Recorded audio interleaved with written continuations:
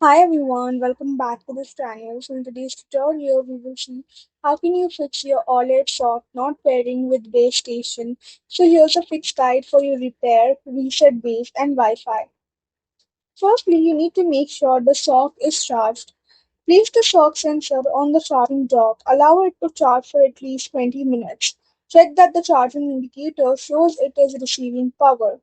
Keep the sock close to the base station. Place the sock within a few feet, that's exactly 1 meter, of the base station. Remove any large metal objects or electronics that could interfere with the signal. Then, step 3, restart the base station. Unplug the base station from power, wait for 30 seconds, plug it back in.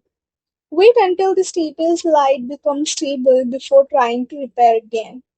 Step 4, restart the Owlet app. Completely close the Owlet Dream app, reopen it and try pairing again. If necessary, you can sign out and back into your account again. Step 5, verify Bluetooth and Wi-Fi.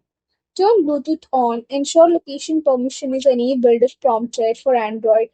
Connect your phone to a 2.4 GHz Wi-Fi network if required by your Owlet model. Repair the sock.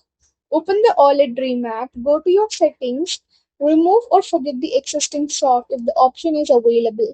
Start the pairing process again and follow the on-screen instructions.